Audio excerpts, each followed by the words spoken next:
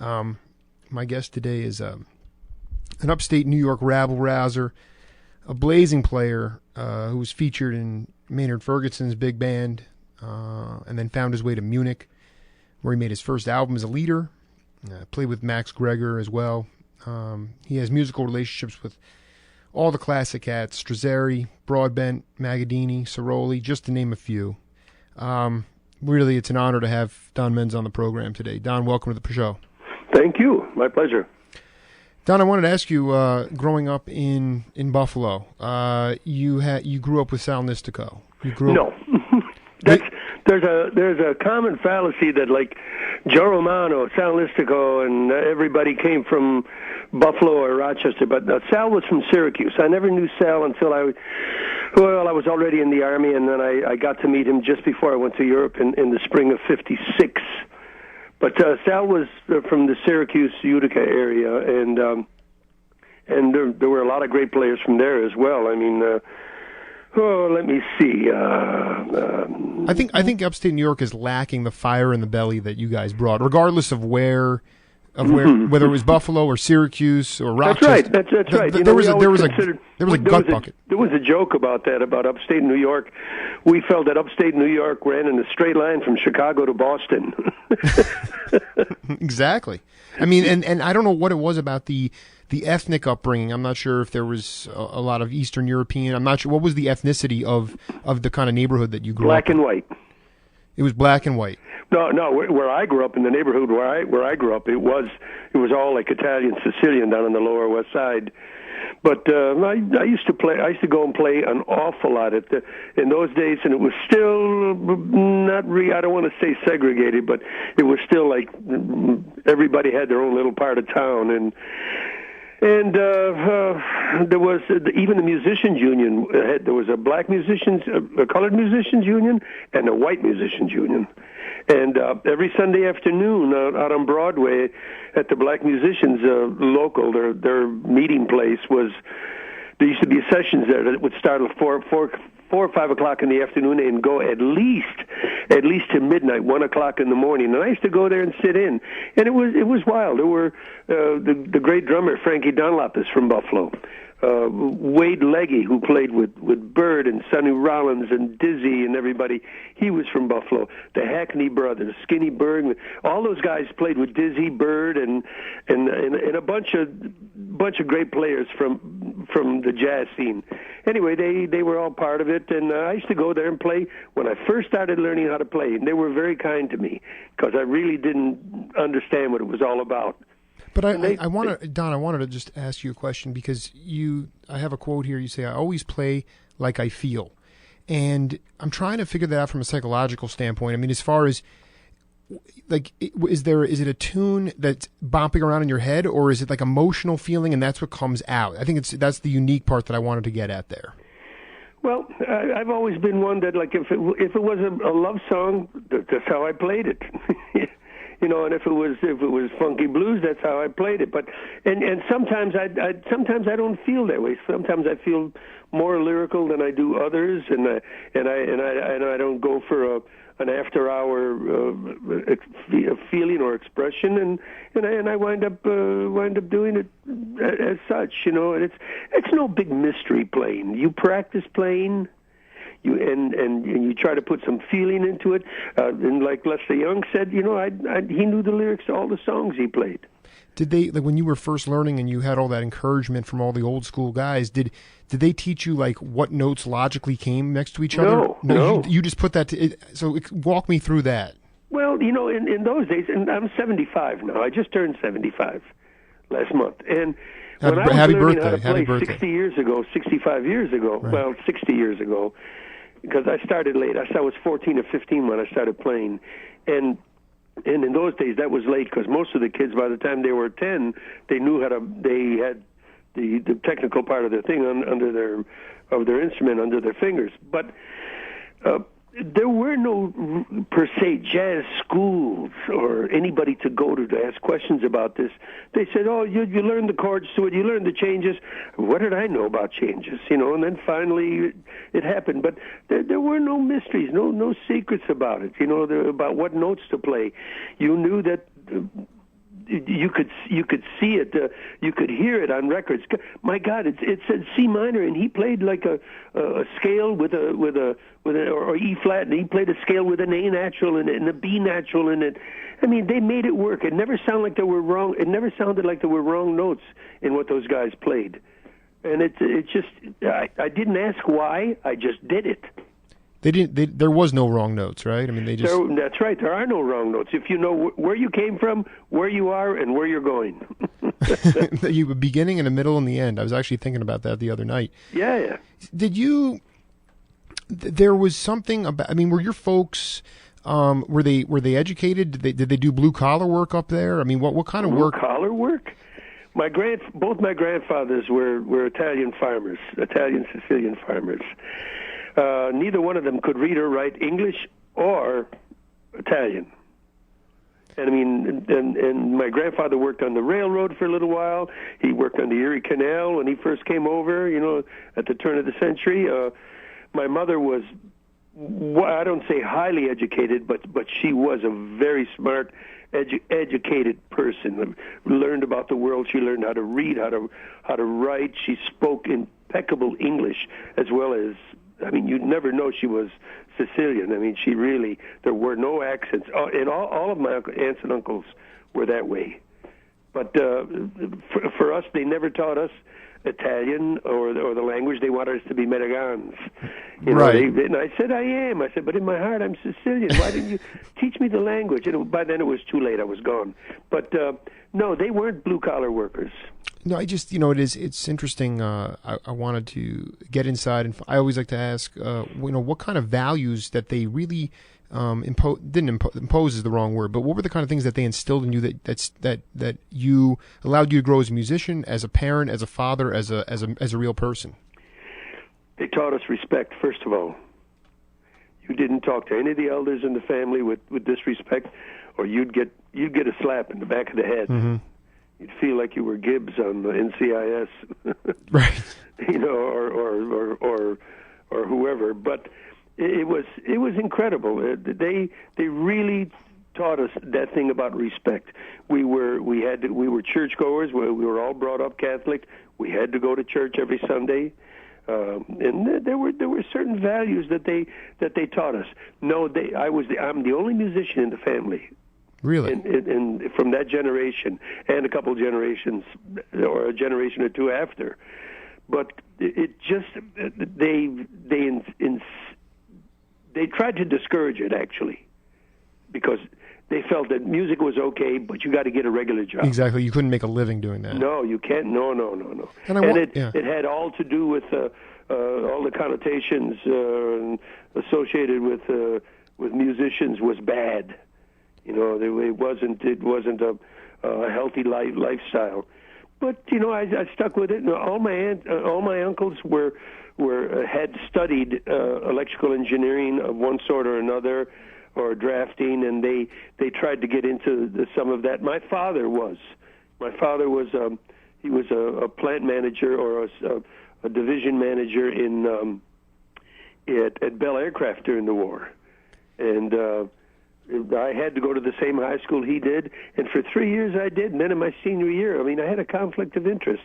I was interested in music, so I transferred to the complete dismay of my family. They were just blown away. They were crushed. All my uncles said, "What are you, crazy? What do you think you're going to do? Make a living on weekends 2-3 nights a week? You can't do that." Well, I did, and as soon as I was old enough, I joined the Army. I got a wonderful musical education in the Army. I was in the Army with Don Ellis, with Leo Wright, with Cedar Walton. Oh, we're going to get to it. I don't want to rush. I don't want to rush. No, this thing. That's okay. That's all right. I wanted to. It's with the emphasis on your family saying, you got to make a living, you got to hold down a job that's going to have a career. When you were first in Maynard's band, you talk a lot about. Even though it was depressing and sometimes it was the hard, New York to Chicago one-nighters, the band still rocked out. Yet there were times where I think you were sort of, in your early stages of your career, and I bet you were wondering, was this the right decision? No, I never thought about that. Go ahead. No matter how tired I was or how beat we were, you got there and you stood up and played, and I felt really fortunate to be doing that. Of course, I never felt like I was really ready for New York. I feel like I got there too early or a little too late, because when I got out of the Army, I was roaring. And suddenly there was like a year. Well, I got out in January of '58, and by the time I joined Maynard, it was, well, I had gone out and subbed on the band a couple times, but by the time I joined it full time, it was like spring of '61. So the Seventh Army Band actually chronologically happened before Maynard. That's right. Okay, so let's go back to that, because that experience within the Army shaped your formative years. Talk a little bit about Don Ellis playing with the Cedar Walton and Lanny Morgan in that band when you guys were all so young and didn't know what the heck was going on. Well, they did. They were all older than me. They had just gotten out of college, and I didn't. I mean, I got out. I graduated from the Army, and graduated from high school in the spring of '54, and a year later I was in the Army. So I didn't have any formal education, musically speaking. Mm-hmm. I mean, I learned how to play from talking to other guys and from going to jam sessions and playing gigs, and that was it, you know. But Cedar was very, very helpful to me. What did he do? What did he do? He showed me a lot of stuff. Lanny, I never knew till much later. I had heard about him, and he heard about me, because when I left the band, the Seventh Army Band, and went back to Frankfurt to go home, that's when Lanny joined the band. So I never met him. And at this time, was Don Ellis already introducing the odd time signatures? No, Don. And this is the incredible part. In those days, and we were very good friends. We drove to Italy together, you know, in a car that we had, and drove to Italy and back. And we used to go hang out all over Germany, going to like different sessions. We used to go to Paris together. I remember going to Paris with him. But he was preaching in those days Lester Young and Louis Armstrong. And then the next time I saw him, you know, in '59, when I went to New York for the first time to visit, I went to see Don Ellis, and he was pouring salt on pianos and talking about John Cage, and a guy threw him out of his club and threw his trumpet out in the street, and don't you ever come back here.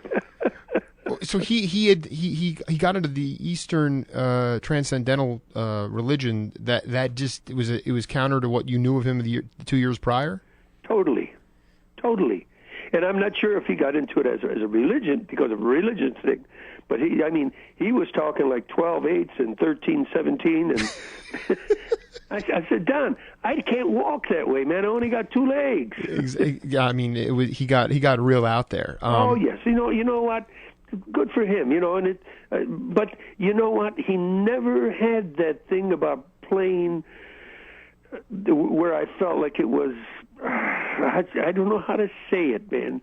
I never heard that soulful funk in his soul like I did from, you know, Dizzy when he played a slow blues, or Roy Eldridge, or anybody that played that, or Louis Armstrong. I never heard any Louis Armstrong in him. I don't know why he. Or maybe that's why he switched and did the other thing. Exactly.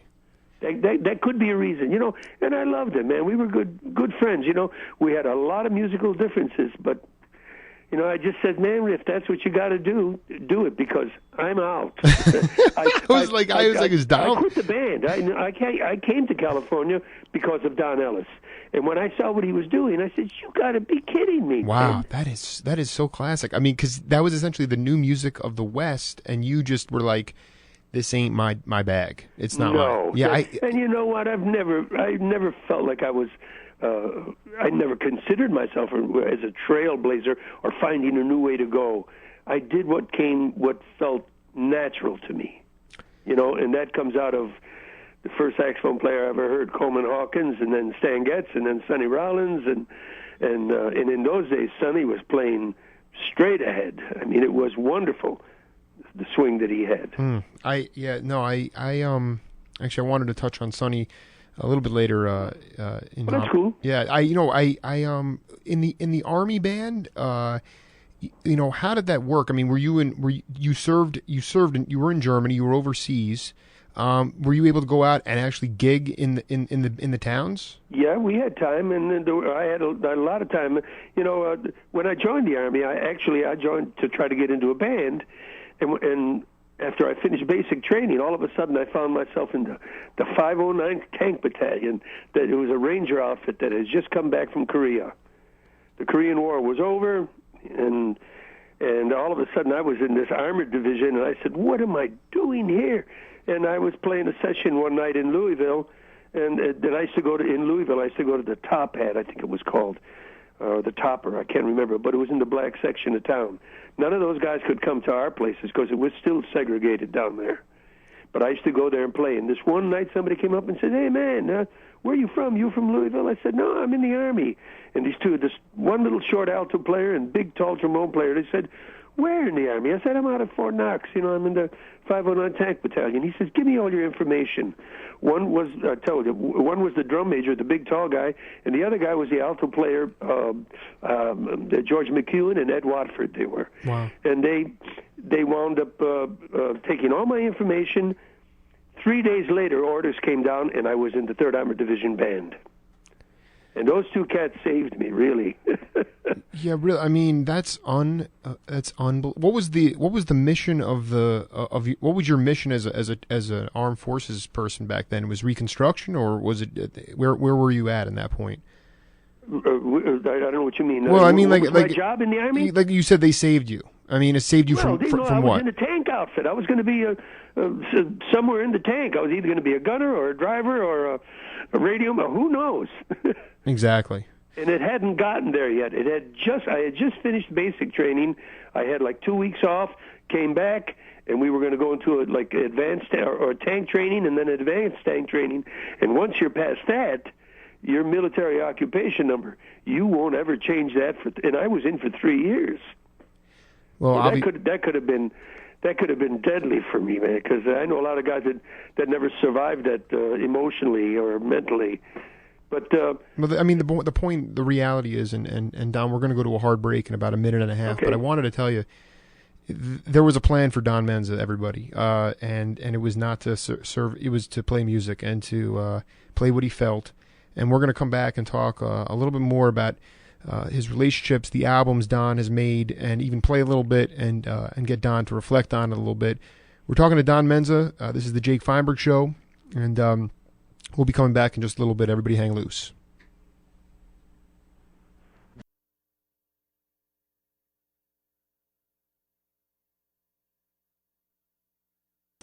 If you're not part of the solution, you're part of the problem.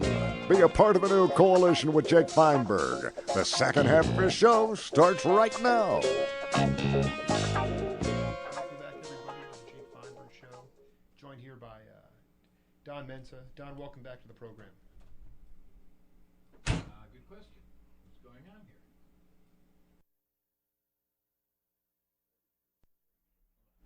here? Don, what's going on, Don? I don't know. Yeah, it's great. It's great to hear back from you, buddy. Thanks for being a part of the program today. No, my pleasure. Hey, I wanted to ask you your view, your personal opinion of the practical experience versus schooling. The practical experience. It's like chop shops that take, or hot rod shops that take old vintage cars and make it personally theirs, as opposed to like an assembly line that turns out 20,000 or 100,000 cars a year or whatever. The practical experience. You go out there and you learn a million different ways of doing it. You're in school, and there's not too many educational systems that I know, and I'm not encouraging people to quit college or school, but I see so many that it just turns out to be an assembly line, and everybody comes out sounding the same. You got to teach young kids how to think for themselves, how to open new doors, how to explore, how to put what seems to be like the same old thing together and make it sound fresh. Do you know what I'm talking about? Being a young father, I absolutely concur that there's more robotic and sort of manufactured. They're manufacturing kids these days. They're not teaching them to think for themselves. And part of that is that Don, the follow up here is one of the goals of the Jake Feinberg Show is to make sure that there is not a systematic choking off of the fine arts in our society. And I feel like, well, maybe your parents and your family were like, "What is he doing? Going off playing music? Is he crazy?" But you know what? You still found a way. These days, unless you're going into business or healthcare or being a lawyer or whatever our society values, that will dictate your livelihood. But the idea of being an artist or somebody who, or a teacher or a musician, whatever you are, those are not valued. Therefore, they squeeze you out. Or you can do it as a hobby, but it's not like the kind of opportunities that existed back in your formative years. Well, I have to say, getting to Europe as much as I do and traveling around the world as much as I do, I see other cultures, other places that put so much value on the creative arts, and I'm not talking about a visual value. One of my favorite lines to my students is, "Close your eyes and open your ears." Mm-hmm. Start to listen. Find out what music is really about. Open up your heart. Let the feelings come in. Come on, close your eyes. Don't bring any. Well, what books should I bring with me? None. I want to see, what do you know how to play? And they open up a book and start playing out of the book. Now, that doesn't work. I love that philosophy because it's. I learned how to play before I knew how to read music. When did you first learn how to read music? I had already been playing 2 or 3 years. Okay, and then but that process, it didn't. You had already. How was that? That must have been interesting, learning to play, and then all of a sudden. Well, I realized the shortcoming of it, so and luckily they pointed me to the right teacher. To the right guy who was a little bit more open. He played tenor saxophone like Coleman Hawkins. He played clarinet like Benny Goodman, but that was the time. You got to figure that's what was happening. That was like a late 40s, early 50s. I have to believe, Don, that you the flower blossomed for you when you went to Germany with Max Greger in the mid 60s. There was some major things going on. Could you talk a little bit about that period in your life and how working with these different artists allowed you to come up with Morning Song, your first album? Well, in Buffalo. Or in the U.S., I had trouble even getting car insurance. You're a musician. What kind of music you play? You were immediately put in the risk pool.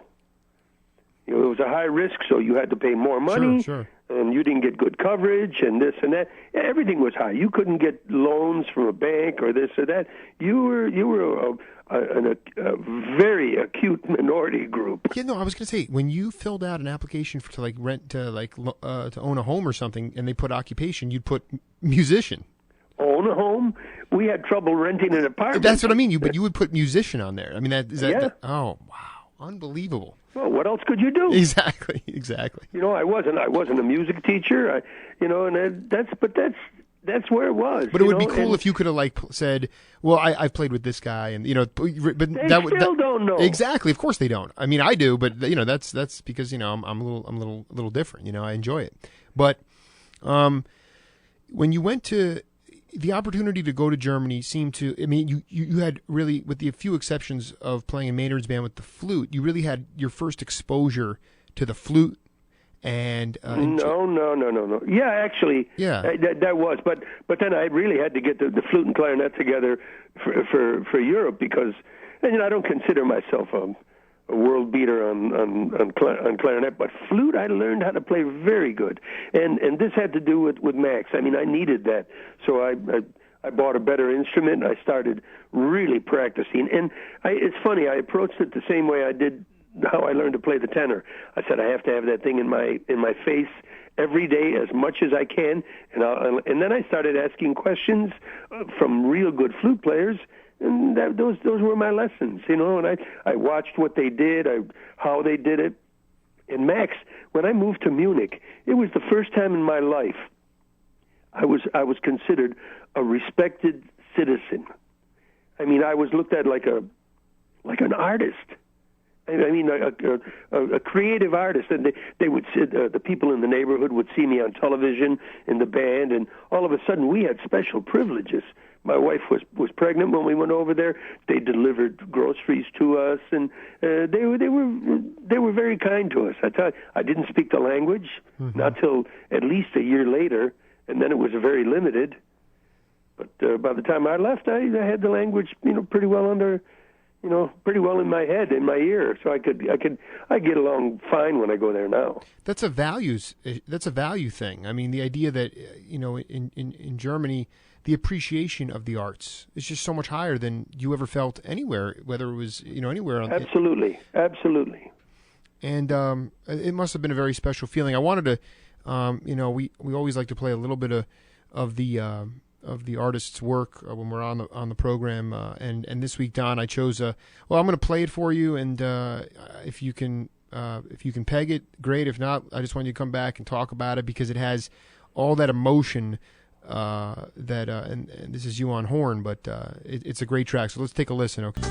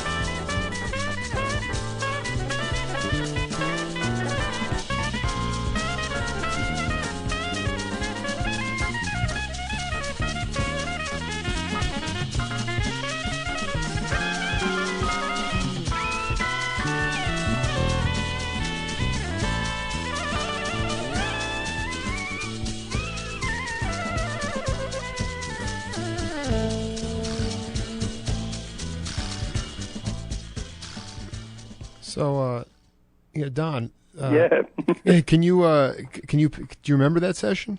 I remember it well. P. Magadini. That Magadini, and then I got to tell you, there are multiple. See, that's the brilliance of it. Is there are multiple ideas coming out of you in milliseconds. I mean, I don't know if that's just feeling. I guess that's not ideas. That's just feeling. Well, it has to do with that music too. And I'm not. I have to say, I'm not comfortable playing that kind of music. I really not. That's not who I am. Odd time signatures. I know. I knew it. I knew I was going to take you out of your comfort zone, but it's okay. Yeah, no, that's cool. Yeah. I admit it openly. There's no problem with that. I know what my forte is. I know what my strong points are. I know what my weak points are. I'm not comfortable playing odd time signatures. But that's, if I have to do it, and that's what then I'll figure out a way of getting through it. I remember doing the Adventures in Time album with Stan Kenton, and that wasn't comfortable for me either. I mean, it was such a good feeling that I forget what I played on. I don't even remember, but I remember listening to the music and how nice it was. But I can't dance to that music. It's I can't dance anyway. You join the club, man. But Pete obviously was.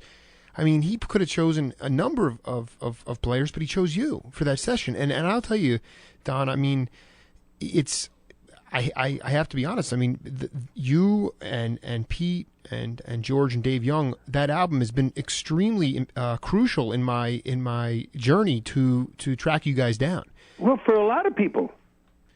Well, a lot of people have come to me and talked about that album, and all I can say is yes. Oh, yeah, it was great. It was a lot of fun. But you know the other thing that nobody and I tell you, I have two versions of you doing this song. One on First Flight, which was the album that Don did on Catalyst in 1976. Yep. But the other thing is the classic story, and maybe you could talk a little bit about it however you remember it. Is that Samba de Rollins was a song that you concocted and played on side B of Polyrhythm, and there's a great story about you going to see him. Can you talk about that? Does that resonate? Do you remember that? Talking about Sonny? Well, you wrote this song because you had seen him play like the day before, or like that day, and you walked and you were so profoundly affected by what you saw. You wrote this song called Samba de Rollins. Did not. No. Samba de Rollins was already. I mean, I don't know, where does that come from? Do you know? Pete, on the liner notes on the back of the album. That gets mixed up. I don't know why. Anyway, and I thank Pete for trying to make it more. Listen. I mean, I've read that in a couple of different places. But anyway, why don't you talk about Samba de Rollins? Okay, let's get it straight. Yeah. No. Sonny Rollins was a major influence in my life and my way of thinking about music and everything, and very supportive of who I am. I had quit playing right after I got out of the Army. I was very disappointed with the music scene, about how I was trying to fit into it, and I just sold all my instruments. And then I went to see Sonny Rollins. It was a big snowstorm, and I drove like 80 miles from Buffalo to Rochester to hear Sonny play, and it was the trio with Frankie Dunlop, Henry Grimes, and Sonny, and he played till 3 a.m, and I was just completely overwhelmed by what I heard, and I suddenly remembered why I wanted to play the tenor saxophone. And that night I went back to Buffalo, and next morning got my music, or the man that I studied with in the early years, and he had a music store, and I said, I need a tenor, and he was very helpful, man. I went there and got a new saxophone and got ready to get back in full time into the music, and I did, and I told Sonny that story later. He was responsible for me getting back into music. That's that, and what did he? It was okay. Samba de Rollins came. I wrote that in Munich when I was living there. And it was just, I mean, I knew Sonny, and I knew how he played sambas and everything, or calypso music and everything, and that it has that sort of feeling that I stole from Sonny.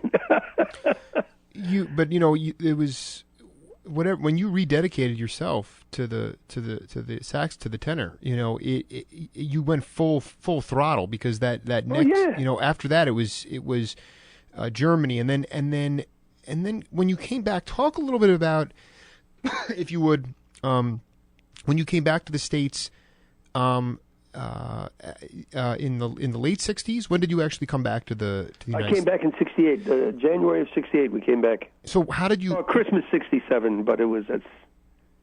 How did you view the music scene at that time as opposed to you did 10 years before when you... Well, there was an unfortunate incident that happened in Munich. I was the leader of the Bavarian radio, the Munich radio jazz ensemble, and they decided that they were going to put this tentet together, or an all-star band together, for the Goethe Institute, which is the institute for the promotion of the German cultural art forms all over the world. And they called me down, and they told me that they wanted me to help put it together, and that I would be the leader. Well, the German guys, the Albert Mangelsdorfs and a few other of them, just completely freaked out. They said, how can you have an American leading the German jazz ensemble or the German All-Stars to go to South America? Wow. And I suddenly realized no matter how long I stayed there, I would always be considered a foreigner. And I told Rose, my wife, I said, pack up, we're going home. And that's it. That's why I left. And it was a mistake. I should have stayed. Do you think? I mean, but the question is this: were you not satisfied with how your career? I mean, when I look at the album when I look at the things like the album you did with First Flight with Alan Broadbent and Frank Rosalino on trombone and it was very good to me. It wasn't. I don't mean it was a mistake coming back, but things were going very good in Germany for me. Yeah, it seemed like you were in fuego at that point. You were on fire at that point. Oh, it was unbelievable. It was the things that were happening. I mean, we went the Montreux Jazz Festival in Switzerland was originally it was. And that was like spring of '67. And I came home at the end of '67. But the Montreux Jazz Festival originally was a competition of all the radio and television jazz ensembles from all over Scandinavia and Europe, and everybody sent their best down there. And I was the leader of the Munich radio band, and we went there and won the competition. This was before Montreux became like a cross section of music festival, country western, rhythm and blues, right. pop music and everything. No, it was a really jazz, and there were some incredible players that had gone there, and we were lucky enough that we won it. And they gave me the key to the city, and all the other guys got special things, and I still have a recording of that we did. One day I'll send it to you, and you'd like to have a copy of that. I'd love to have a copy. I actually, so you mentioned before, you still travel quite a bit overseas and play and teach? Yep. So talk a little bit about what you're doing right now as far as that's concerned. Well, I just came back. I was over there for 6 weeks, almost 7 weeks, and all of April and part of May. And I went over originally just to help celebrate Max Greger's 85th birthday. And I didn't think I was going to be doing much work. And suddenly, from the 1st of April, I didn't come home till like the 10th, 12th of May. They just got they got their teeth into you. They wouldn't let you go. Well, no, a lot of people heard I was coming, and I contacted. All of a sudden, there were 5 dates in Italy, 5 or 6 days in Vienna, and 8 or 9 days in Munich, and then I had some days off in Munich. And it gives me a chance to go over there and check on all my business deals over there. It's nice, but I'm going back again the end of October. I did a Christmas album a few years ago with some guys in Buffalo, just a quartet album, which is very nice. And I said, I was mentioning this to somebody in Vienna, and I said, one day I'm going to write a big band version of this. And he said, let's do it. And next thing I know, we have dates set, and all the charts have to be in Europe by the 1st of October, and then the 31st, 31st of October till the 3rd of May is the recording dates, and then he's got a couple gigs after that, and that's about it. I was going to say I want some analysis from you. Actually, how do you view the scene here, the music scene here, compared to what's going on? I mean, is there a renaissance going on in Europe to some degree, or do you feel, or is it, or not? Not really, but I feel that in Europe it's still happening. Mm-hmm. Can you describe clubs. Can you describe that? Well, there are jazz clubs, and the people are still very interested in it. People come out all the time. In the smallest towns, they come out. I mean, I lived in Leibniz, which is south of Graz, on the Slovenian, Yugoslavian, Italian border, like southeastern Austria. And this little town in Leibniz has like 7,000 people in it. That's not by any means large. Right. But they have a concert hall there that has concerts at least 2 times a week, sometimes more. They have a jazz cellar there that operates at least 3 nights a week. And that's incredible. It is. And people come, it's a half-hour, 40-minute ride from Graz, which is they call it the cultural center of Austria. Is it a kind of a sit down place, or is it auditorium seating? What does it look like? No, it's a club, it's a jazz cellar. Yeah, it's a cellar. What were some of the Don? It looks like an old wine cellar, actually. What were some of the cooler places to? Just the vibe was good in Southern California in the early '70s. Like if you were playing with Dante's was obviously great. Dante's was there. Shelley's Manhole. Let me see. Dante's Baked Potato. That wasn't like a full-blown jazz club, but they used to have like a jazz there maybe 2 nights a week. Sundays were the big night, and everybody worked there. Sweet Sadison, Jimmy Forrest used to work there with Sweets. Blas Johnson used to work there. I worked there with Frank Rossellino, Connie Condoli. Carmelo's was happening. Pasquale's was happening out at the beach. There were a bunch of places. I'm trying to remember all of them. There was a place down on 2 or 3 places used to be on Ventura Boulevard here in the valley, San Fernando Valley. But there were a lot of places, and people came in and listened. There was an appreciation, and there was a desire. If they didn't, somebody went over, like the club owner said, "Look, there's people performing here. You have to be quiet." Right. Zip it up. No, I was going to say, did you play rock gigs as too? Were you brought in to play rock and roll stuff as well? No, but I did do a lot of pop, rock, country, western albums. I mean, that's why I came here, because there was a lot of studio work. And I said, you know what, I'll go see if I can survive in that town. And I got 30 good years out of this town. So you wound up with some of the studio like greats like Chuck Findlay and those guys. You play on that one? Oh yeah, they're all in my big band. So what? Okay. Did you know the Burning album? Oh, absolutely. Well, you look at that was just a Monday morning rehearsal band. They used to get together every Monday morning. It was a deal that the guys that were there the first time, I said, "Guys, are we going to do this again?" They said, "Yeah." I said, "Okay, if we're going to do it, I don't want to call anybody about next week." I said, "If you can't make it, send somebody." Right. There were some days, man, there were like 8 trumpet players waiting. I mean, it was crazy. It was the happening band. Oh man, that's fantastic. Yeah, I'd be remiss if I didn't ask you about a player and a friend of yours, a guy that's always been kind of totally understated and flown way below the radar. Sam Noto. Could you articulate the friendship you guys have and the musical relationship you have as well? Well, I knew about Sam. I mean, Sam is exactly 5 years older than me, so he's going on 81 now, and he still lives in the Buffalo area across the Peace Bridge in Canada at Fort Erie, and I'm going to see him in August. I'm going back there. But Sam was an incredible player.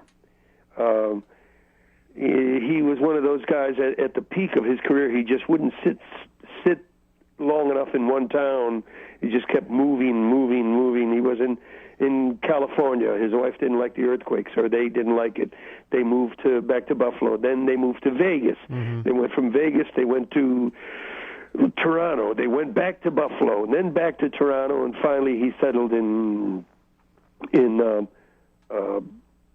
Fort Erie. But Sam was really an incredible bebop player, and a wonderful trumpet player, man. And he had a big influence on me, man. I could see like the things that he did that I thought were important to me that I wanted to do. Like that thing about not perfection, but being consistent in your playing. We never really got to hang out until around 1959 when he came back from, it could have been 58, I don't know, when he came back from, 59 because I started playing again. And he had just come back from California. And he came in, and I was working with another tenor player, a friend of mine, and he came in to sit in with us that night. And then for years after that, we'd have occasional gigs together, and if I was going to Europe with somebody and they needed a trumpet player, what about Sam? We went to Italy together and played at the Fano Jazz Festival with Louis Belson. We did an album, the Louis Belson Sidetrack album, together in Vegas. Wow. Now, Sam was an incredible player. Don, I wanted to tell you. Do you know that album, the Carmelo's album, live? And what year was that? Oh, it's got to be 81. I have. It's on Palo Alto Jazz. I have that album. It's phenomenal. Well, they're going to re-release it, And Andy Simpkins on bass, releasing too. all the outtakes as well. I mean, in those days it was only 40 minutes of music because it was an LP. Well, they recorded 2 nights, all night, and there's some incredible things on there, man. It's just wonderful. Well, Don, I got to tell you, we have to go to a break here, but it was just this is the first of what I hope to be several discussions about your career and maybe the direction of the rest of your music as well. And I can't thank you enough for taking the time today on the Jake Feinberg Show. My pleasure, man. Thank you. All right, Don. Take care. Okay, bye. We'll see you next week.